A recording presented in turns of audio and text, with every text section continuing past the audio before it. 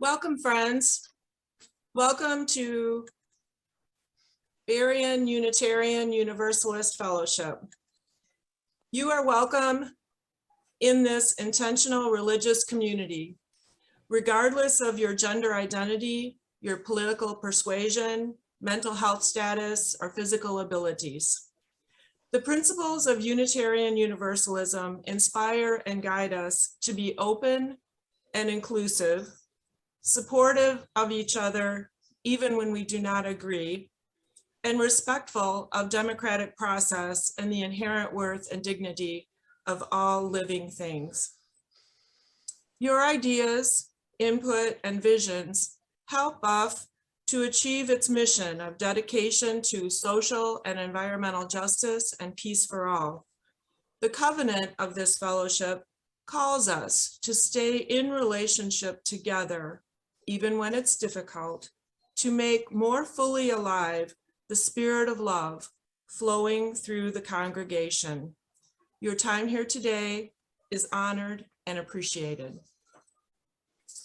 I am Lisa Fuller. I'm a longtime member of Berean UU Fellowship, and I serve as the chair of our Sunday Services Committee. The theme for this month is mental health and intentions. And the topic for today's service is how mental health contributes to our physical health and physical health contributes to our mental health. It's a wonderful circle.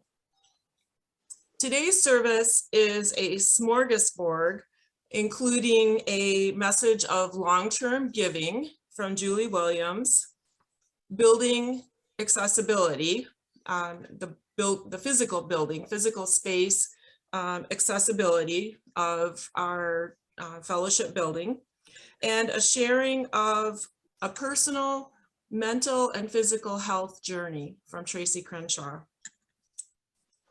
After the service, children's religious education will use a separate Zoom link which we'll post in the chat in just a moment.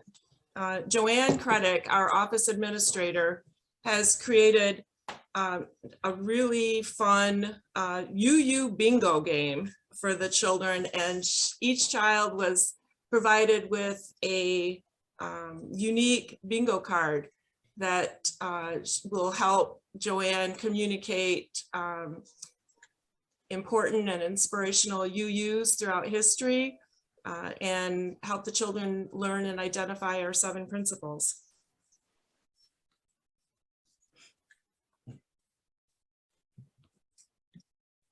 And now Julie Williams will share a message on long-term giving. Julie. Along with Glenn Smith and Beth LaFleur, I'm a member of the Endowment Committee. Following is why I've included BUUF in my will. As a UU for many years, I was thrilled to find BUUF after moving from Illinois. Here I found friendship. I have been able to give Sunday morning talks on issues that are important to me. I've received counseling. When my younger son died at Bronson, Reverend Jim drove up there. When I asked him to be backup to my friend when I had knee surgery, he came even though my friend was there. In sickness, BUUFers have brought food. At BUUF, I've been able to continue developing my own theology. BUUF enables me to work with others for social and environmental justice, to make a difference, for ethical eating, for taking care of the earth and its creatures, and not just white, straight Gentiles. I enjoy the children's participation in services. I even got my gutters cleaned. BUUF is a place where all are encouraged to express their ideas, to speak at a Sunday service, to enjoy our wonderful woods. It's important to plan for BUUF's future financial stability, for a healthy planet for our children, to make sure BUUF has sufficient funds to maintain a minister, staff, RE, building and grounds. The furnace may be on its last legs. And the driveway.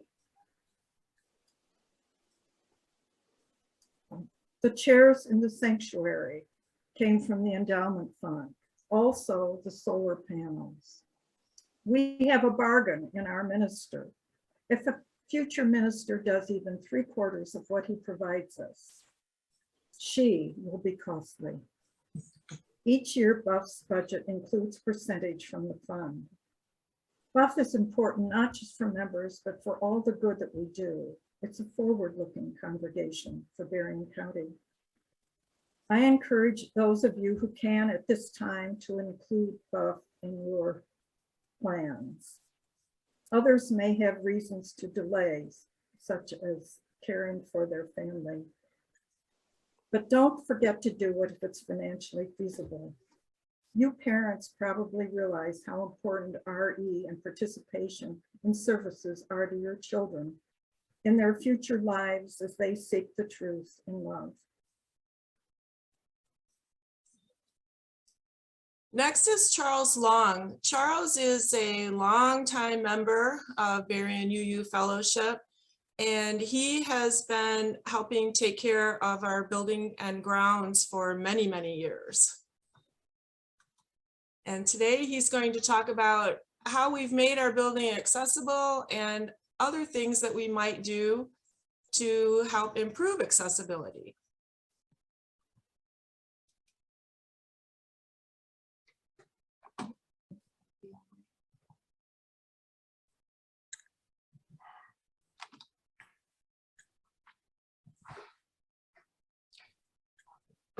Is the audio okay? Yes, it is. Thank you. Okay. BUUF is a community that includes in its principles the inherent worth and dignity of every person, justice, equity, and compassion in human relations, and acceptance of one another. It begins its services with a welcoming statement. It actively works for the welcome, acceptance, and advocacy of those whose identity includes being a member of the GLBTQ community. Making the building accessible is another manifestation of action based on these principles. In the previous years, a sidewalk was added, restricted parking areas were identified, and asphalt was used to turn this wheelchair impediment into a smooth slope. Last year, accessibility included the raised garden, driveway repair, and COVID mitigation. However, mitigation efforts were not enough to enable an in-person service today.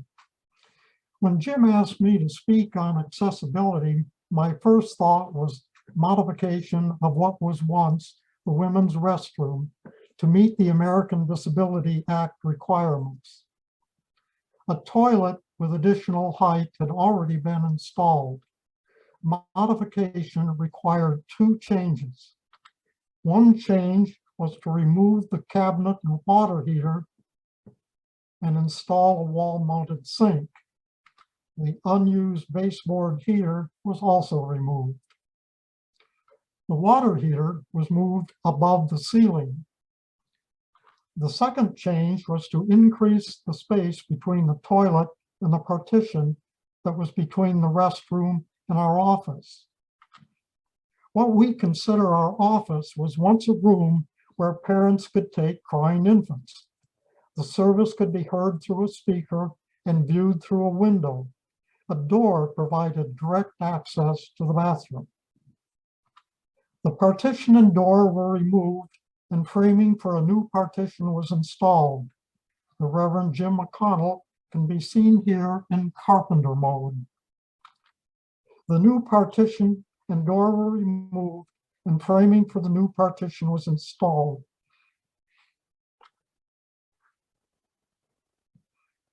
Quarter-inch drywall was placed over the old walls. Grab bar, sink, faucet, mirror, and light were installed and walls were painted.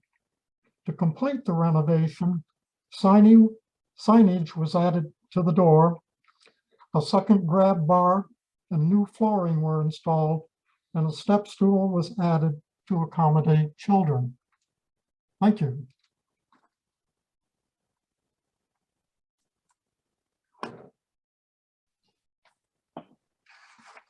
Excellent. Thank you, Charles. Yeah, I think we should add that Charles did about 95% of the finished work on that bathroom. So thank you, Charles. Charles is actually a pretty skilled tradesman. Yes, and I now finally understand why there's a bump out in the office. I always wondered about that. That was to create that extra space between the wall and the toilet. Well done. Okay. Thank you.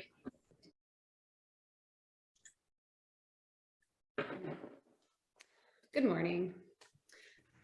When Jim asked me to talk about overcoming chronic pain, I had to chuckle. The first thing I learned about overcoming chronic conditions was to not talk about it. When a person has chronic health conditions, it tends to dominate their lives. The longer they have the pain or other issues, the more a person capitulates the hold it has on them. We do less and less over time because, frankly, it hurts. It becomes more difficult to do things that don't feel good. We break down over time and become less and less functional outside our homes as well as within. Unfortunately, this causes our minds and bodies to become weaker. The basic muscles we used to do daily things like tying our shoes start to atrophy. But some people don't consider this as they start to become unable to do even the simplest of tasks. It's basically a downward spiral for a lot of people. It's frustrating too when seeking help. Because human doctors typically specialize in one area, systemic problems tend to get missed for many years. People with chronic conditions seek out so many professionals with titles ending in "ologist" that they lose count. They're so desperate to feel better that, aside from consulting doctors, they try acupuncture, chiropractic care, massage, seek out support groups, and a myriad of other ways that someone can help them with their physical struggles. This consumes people with chronic pain. Their brains are permeated with thoughts of their health, of what could be wrong with them, of how they could never feel good again. They consider taking a bath or lying down. They Google whatever they can to do to just feel an ounce better.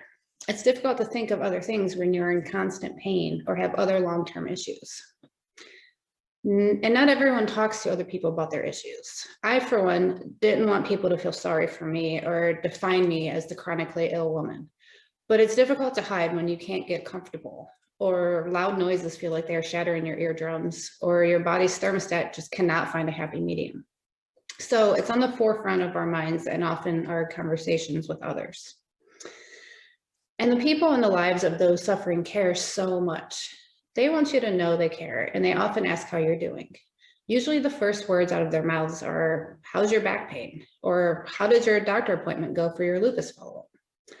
Unfortunately, this enables people with chronic pain to focus only on their condition instead of other things, more positive things that are part of who they are. When the brain is the star of the conversation and the ambassador of thoughts, it actually makes a person's condition worse. Let me explain. The brain is brilliant. Your entire nervous system has a goal of protecting you from danger. If you stub your toe, all of the sensors around your toe are sent a signal from the brain. It's a danger signal, letting you know that something is wrong. It doesn't matter if it's a paper cut or a broken arm, your brain's goal is to protect you. When we stub a toe on a chair, we know that it's a temporary pain and nothing serious is wrong. After yelping out, we tend to continue with our day and ignore the pain. This is, in a way, our communication to our brain that there is, in fact, no emergency and the alarms can pipe down. However, when you have chronic pain, you aren't ignoring it and continuing with your day. We know that it's not temporary, and a lot of people dwell on it for some periods of time. The thing is, the more you focus on something being wrong, the more thoughts you have around this condition, the more you are reaffirming to your brain that there's danger. Often, fight or flight mode kicks in and stress hormones increase. We may or may not be aware it's happening, but the brain can't differentiate between a real danger and something like chronic pain. And having higher stress levels can contribute to pain feeling worse, especially over time. It can also contribute to any sort of health concern, chronic or not, feeling worse. This brings me back to my original statement, which I'll rephrase to the first rule of improving chronic pain is to not talk about chronic pain. Of course, you can't go your whole life without talking about it. But one of the things I've learned is to divert my thoughts and attentions from the pain into something else, like a hobby or a book. The more practice one has in doing it, the less and less a person finds themselves thinking about pain or engaging in pain behaviors like moaning while walking. Then the body, once in constant fight or flight mode, tends to slow down a little bit. In fact, a lot of improving your life with chronic pain has to do with the body constantly being in a state of fight or flight. Remember, all pain signals, as well as signals that it's too hot or too cold for your body, is your brain alerting you that something is wrong. Being in a constant state of stress for months or even years accelerates the condition. Our thoughts in particular help escalate the condition. How many people have a cold and say, I'm never going to feel good again? Or someone who broke a leg thinks, I'll never walk normally again. Or any other form of negative thinking. Repeating these thoughts to yourself is even further affirming to your brain that yes, something is wrong. We know that there's something wrong, yes. We wouldn't be suffering with the conditions we have otherwise. But keeping your brain in a spiral of thinking about that only makes it worse. We can learn to live with our conditions without them controlling our functionality and our mental health. It's not the fault of millions of people who have chronic conditions that they find themselves in a downward spiral sometimes. There's hardly any information out there for pain management. I spoke to many doctors and asked them, how many classes or how many years of pain management did you learn for patients? The answers were astounding. Several said none, and a couple said there were maybe 2 weeks out of their entire medical school years. This is a problem in our society. There are millions of people who have chronic pain, and we all experience short-term pain at some point in our lives. But there's little or no education about pain management out there. In fact, because doctors aren't educated about pain management, they prescribe medications that hide or numb the pain. And you all know how that contributed to the opioid crisis this country has been battling. I don't blame the doctors for prescribing meds. They're just doing their job, which is to help the patient. Pain meds do work, but only for short periods of time. Outside of the addiction factor, it's been proven that long-term use of pain meds actually make pain worse over time due to intolerance. Researchers at Mayo Clinic have discovered that the odds of a person will still be on opioids a year after starting a short course increase after only 5 days of taking them. All of this information I've learned in my own journey with chronic conditions. I've talked about them from time to time in sermons, but I rarely think about them these days because what I've learned has helped me and changed my life. And not just with chronic conditions, but overall health in general. A year and 3 months ago, I was not functional. Over the past year, I have been able to balance 2 jobs, going back to school, traveling, leisure activities, homework, and relaxation time. This is something I'm quite proud of. For 2 years ago, I thought I'd never be able to do these things again. Or if I did, I'd just be suffering through the entire time. Currently, I say I'm in good health, despite living with what I do. I have 3 autoimmune disorders, migraines, vertigo, severe allergies, endometriosis, and sciatica. I had an emergency surgery that put me into premature menopause. That particular event triggered many of my chronic conditions, particularly something the Mayo Clinic calls central sensitization syndrome, which is basically fibromyalgia. According to the Institute for Chronic Pain, central sensitization is a condition of the nervous system that is associated with the development and maintenance of chronic pain. When central sensitization occurs, the nervous system goes through a process called wind up and gets regulated in a persistent state of high reactivity. Many people that have chronic pain end up with central sensitization syndrome. Basically, many things are heightened for me. For example, certain sounds would be so loud that I thought my eardrums were exploding. Heat and humidity were not tolerated by my body so much that I would throw up. And of course, there's the pain. For people with central sensitization syndrome, it's like their automatic fight or flight mode is always on. Every single twitch in the body causes the brain to sound the alarm that there's something wrong. The number one thing I learned about physical health is that there is a definite mind-body-spirit connection. We've heard this throughout our lives, sometimes in the form of a new age guru, or maybe in a magazine, internet article, but there is actual science backing it up these days. So let's take a look at our breath. Those of you who have practiced yoga know that it's centered around the breath, but many people don't realize how important deep breathing is to our physical and mental health. Deep diaphragmatic breathing is the only way we can physically turn on the parasympathetic nervous system, which is one of two halves of our automatic nervous system. When we are anxious because our controlling mother-in-law is on her way to our home, or, you know, the number of cases during a pandemic are sky high, our heart rate naturally goes up, and so does our breathing. The same thing occurs when we are in some sort of physical pain or distress. And then our brain reads this from our automatic nervous system and translates it to danger. When we consciously slow down our breath as slow as we can, we subsequently will slow down the heart rate. Then the parasympathetic nervous system starts reporting that the danger has subsided, causing the sympathetic nervous system to calm the heck down, and we are more relaxed. An interesting thing I encountered during my stay at Mayo Clinic for the pain rehabilitation program was called biofeedback. Among other things they did, they strapped up my chest with a device that had sensors on it that would measure my breaths per minute. I got to see them on a chart portrayed on a monitor, much like a heart rate rhythm. The very first day they did this, my breaths were 14 breaths a minute. In time, they taught me how to do very slow breaths with my stomach. So deep, slow, diaphragmatic breathing.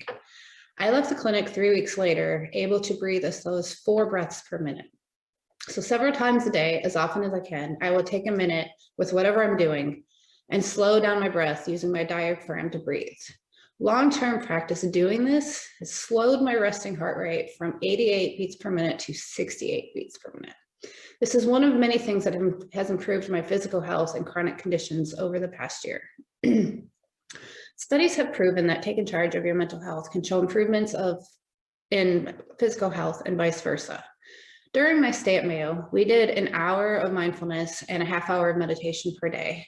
Mindfulness helps physical health by pulling us out of our thoughts and worries and just being aware of your surroundings in a non-judgmental way. We also did a half hour of either yoga or Tai Chi a day, because slowing down the mind also slows down the body. Stress in both forms is detrimental to your health. What's another way for people of all levels of health to become a healthier person? Well, staying active and doing your daily activities, but with modification and moderation. How many of us, even the healthiest of us, overdo activities and then spend a long time recovering? Moderation is from exercise to chores to what we eat, leisure activities. Balance between all aspects of ourselves is crucial for healthy living. Engaging in a daily spiritual activity, whether it's meditation, prayer, or even taking a few mindful walks in the woods each week. Taking care of your physical body with eating whole foods and exercise, even if the exercise is in slow moderation. Keeping your mental health strong by talking to friends or taking time for things that you love. These are all important for overall health. I'm going to share with you a stress threshold chart.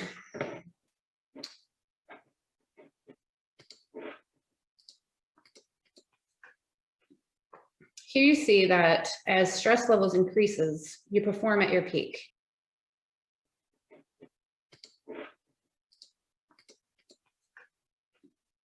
Here you see that as stress levels increases, you perform at your peak. However, once you cross over the stress threshold in the middle, your body and mind start declining. This threshold represents both physical stress in the body as well as mental or emotional stress. Think about if you snap at someone you care about over and over something silly and later think, why did I have that reaction? It was insignificant. This probably happened because many stressors that day put you over that tipping point and you were unable to handle even the slightest pressure. The forefront of good health in all areas is keeping your stress levels far below the stress threshold, which will keep your fight or flight mechanism from running the show. Seeing how fight or flight mode and stress is detrimental to your health can also paint a picture at how maintaining relaxation in both body and mind can lead to good health. Emotions also play a role in our health. One way they affect us is by appearing in the body as physical sensations. There have been many studies done examining how different emotions like disgust, anger, happiness, and fear manifest in the body. A good activity to do is to sit still in a room with no distractions. Pay attention to your mood or what emotion you are currently feeling. Notice where you feel any tightness or tense muscles or any other sensations in your body. For example, if you're feeling fear, you may feel a tightness in your chest or gripping area around your heart.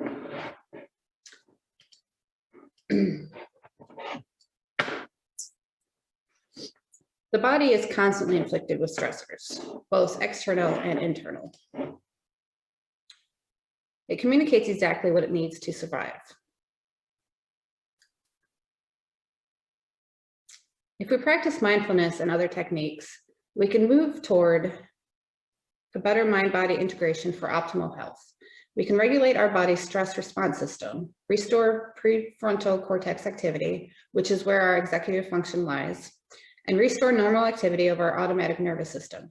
In addition, we are decreasing activity in the amygdala, which plays a role in our fear, anxiety, and aggression responses. I'll close with a few techniques to do just that. I've already mentioned mindfulness. You pay attention without judgment to the world around you. Notice how the wind feels on your face, what the water sounds like coming out of the kitchen faucet, how soft the chair you're sitting in feels. And notice internal shifts as well. Recognizing that you feel anxious in your body actually does cause the amygdala to relax and helps calm your body down. Meditation also helps the body relax.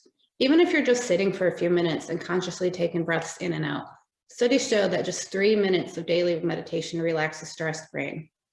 Other things you can do is progressive muscle relaxation, yoga, tai chi, and exercise. Biofeedback is also an excellent tool. Learning how your body is speaking to you will help you attain good health.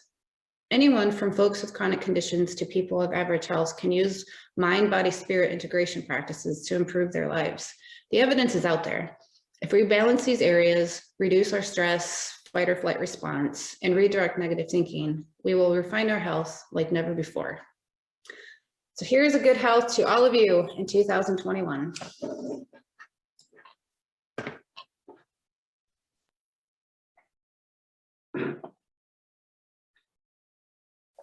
Thank you, Tracy. Shall we take a moment before our closing hymn to take in a couple of deep breaths?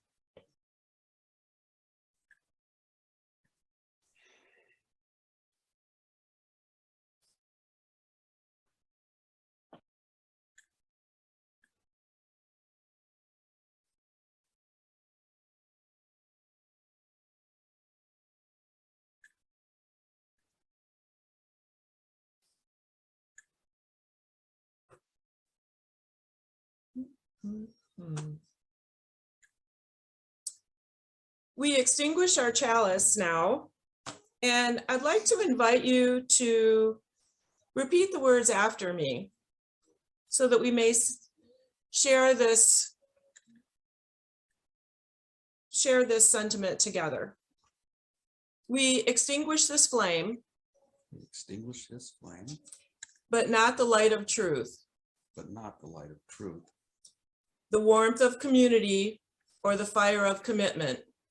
Warmth of community, or the fire of commitment. These we carry in our hearts these we carry in our hearts until we are together again. Until we are together again. Blessed be, may it be so.